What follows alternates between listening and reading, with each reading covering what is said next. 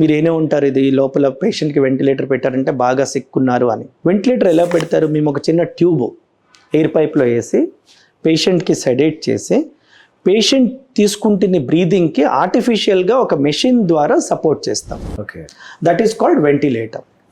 Most of ఆయన lungs ఏం పనిచేయప్పుడు, lungs పనిచేస్తుంటాయి కానీ ఒక ఆర్టిఫిషియల్ వెంటిలేటర్ వల్ల తనకి సపోర్ట్ చేస్తాం. సో ఈయనకి ఆ వెంటిలేటర్ పెట్టారు అని ఎన్నుంటారు మీరు కూడా. So most of our patients do well and recover only on వెంటిలేటరే. దే డోంట్ ఈవెన్ నీడ్, అందులో పెట్టినప్పుడు రెస్ట్ ఇచ్చినప్పటికీ లంగ్స్కి రెస్ట్ వస్తుంది, ప్లస్ మెడికేషన్ వాడతాం, పేషెంట్స్ ఇంప్రూవ్ అయిపోతారు.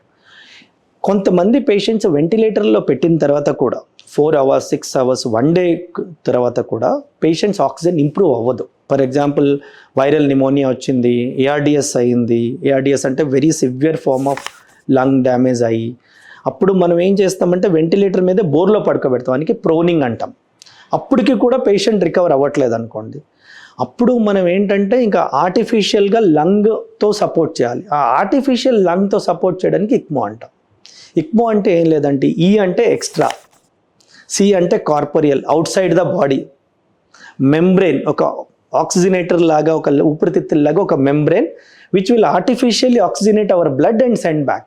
అంటే మన బ్లడ్ బయటికి తీసుకొని ఆ మెంబ్రెయిన్లో ఆక్సిజన్ యాడ్ చేసి మళ్ళీ మన బాడీకి ఇస్తే మన డిఫరెంట్ ఆర్గన్ సిస్టమ్, బ్రెయిన్ కానీ, హార్ట్ కానీ, లివర్ కానీ, కిడ్నీస్ కానీ ఆక్సిజన్ డిప్రైవ్ అయ్యి ఆర్గన్ డిస్ఫంక్షన్ అవ్వకుండా మనకు సపోర్ట్ చేస్తుంది. సో దానికి ఇక్మో అంటాం.